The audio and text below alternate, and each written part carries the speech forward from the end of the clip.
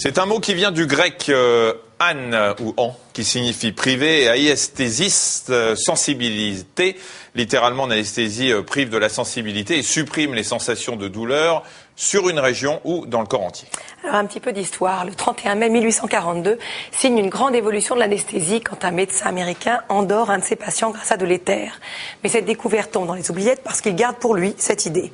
Autre tournant clé dans l'histoire de l'anesthésie, l'utilisation du protoxyde d'azote, ce gaz du protoxyde d'azote. Vous entendez pas bien ?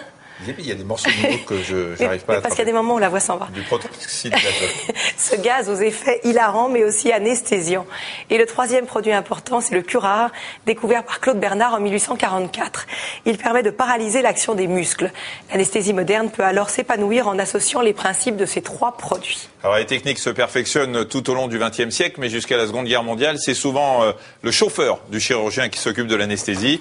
Aujourd'hui, c'est une discipline à part entière, d'abord parce que les anesthésistes n'ont plus de chauffeurs et les chirurgiens non plus. Sûr. Et elle est désormais associée à la réanimation. Les anesthésies sont pourtant très sécurisées grâce à des techniques sophistiquées. Alors, comment se déroule une anesthésie régionale et une anesthésie générale?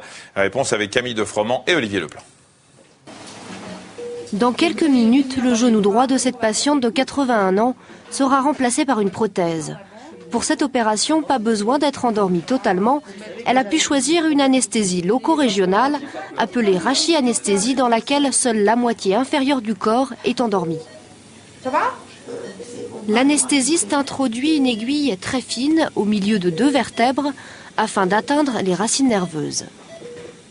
Et on va injecter quelques millilitres d'un produit anesthésique local et ce produit va empêcher la conduction nerveuse des racines et va donc bloquer à la fois la sensibilité et la motricité des jambes. Il y a des patients à qui on va proposer systématiquement ce type d'anesthésie, c'est tous ceux chez qui on ne veut pas faire d'anesthésie générale. Ceux qui sont allergiques aux médicaments de l'anesthésie générale, ceux qui sont très difficiles à intuber et à ventiler, ou ceux qui ont des problèmes respiratoires. Je peux plus bouger mes brouettes de pied.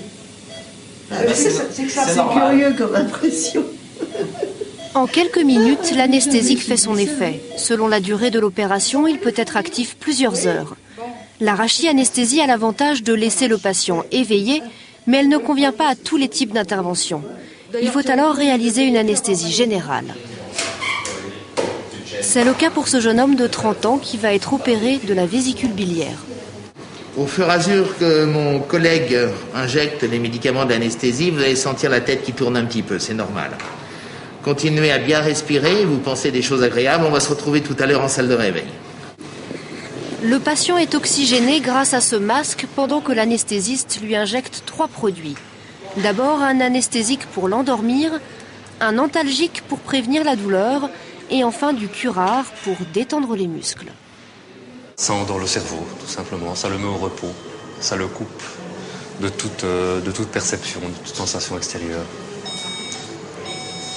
Le principe en fait est que chaque médicament agit à sa vitesse et donc on commence par ceux qui mettent le plus de temps et on termine par ceux qui agissent le plus vite.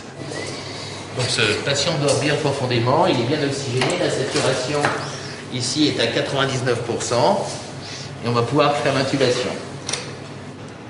Dès que l'anesthésie générale agit, il faut intuber le patient pour le faire respirer artificiellement. Les centres nerveux respiratoires sont inhibés par l'anesthésie générale profonde que nous utilisons pour ce type d'intervention. Le patient ne peut pas être en ventilation spontanée, donc il faut qu'on respire pour lui. Donc c'est très simple, je place un tuyau par la bouche, va dans sa trachée, envoie de l'oxygène à ses poumons et le gaz ensuite ressort grâce à la machine de respirateur qui est à côté. Le patient mis sous respiration artificielle, les chirurgiens peuvent enfin opérer. Mais l'anesthésiste ne quitte pas pour autant la salle d'opération. En cas d'incident, il peut alors intervenir à tout moment. Fréquence cardiaque, tension artérielle, respiration, il contrôle tout via un moniteur. Et quelle que soit la durée de l'opération, il s'assure que l'anesthésie est maintenue. Si on ne fait rien, le patient va éliminer les produits qu'on lui a donnés naturellement et va se réveiller tout seul. Donc il faut maintenir l'anesthésie, par un gaz anesthésique en l'occurrence, ça pourrait être par un anesthésique intraveineux, mais nous avons choisi de le donner par voie inhalatoire, c'est-à-dire un gaz. L'opération est terminée, d'accord? Vous êtes en salle de réveil.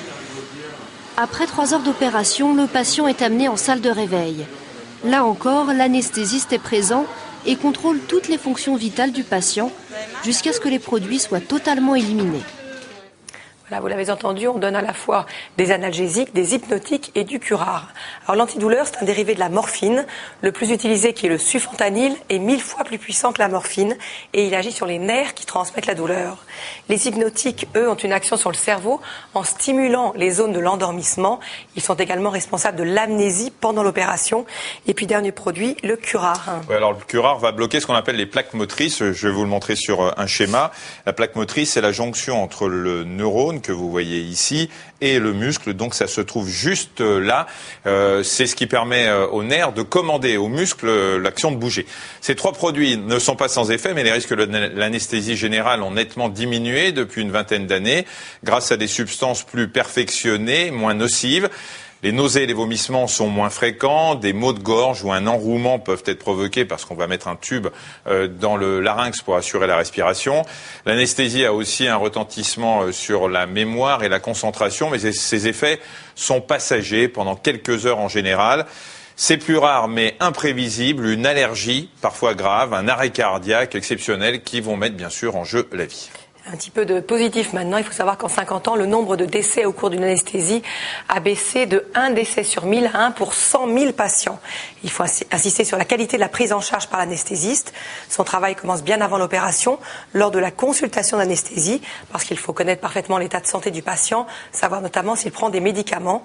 C'est l'anesthésiste qui peut décider de repousser la date d'une opération ou même parfois de la déprogrammer. Vous voyez, le rôle de l'anesthésiste ne se limite pas à endormir son patient. Camille Defromont et Maxime Soulard ont rencontré un anesthésiste qui nous parle de son métier. Écoutez. Comment ça va? Bien, bien. Un sourire magnifique. Il est joyeux. Si chaque Français regarde dans son environnement et dans sa vie propre, combien de personnes dans sa famille ou pour lui-même n'ont pas rencontré d'anesthésiste, vous apercevrez que c'est moins de 20% des gens de la famille. Donc, en gros, la spécialité que rencontrent les Français le plus, c'est certainement l'anesthésie. Le public a peur de l'anesthésie parce que l'accident d'anesthésie, quelque chose qui est ancré dans les mémoires, on a parlé dans l'ancien temps, d'un certain nombre d'histoires survenues, d'accidents d'anesthésie. J'observe que depuis de nombreuses années, s'il en existe comme il peut exister un train qui déraille, c'est quand même du domaine de l'exceptionnel. Madame, bonjour. Comment allez-vous? Bien. La pratique s'est améliorée, la rigueur de formation des élèves dans la spécialité s'est améliorée, les produits se sont améliorés, la surveillance des patients est également beaucoup plus serrée, la généralisation des salles de réveil, la généralisation de la consultation lorsque l'acte est prévu, tout ça a joué un rôle majeur dans la prévention des incidents et accidents. La consultation, elle consiste en quoi? Elle consiste à expliquer d'abord ce qui va se passer, aussi bien au plan anesthésique qu'au plan chirurgical, ensuite évaluer le risque lié au terrain du patient, rassurer, et puis ensuite donner une transmission écrite de ce qui a été intégré dans la réflexion médicale au médecin anesthésiste qui pourra lire ce document le jour où il donnera l'anesthésie à ce patient.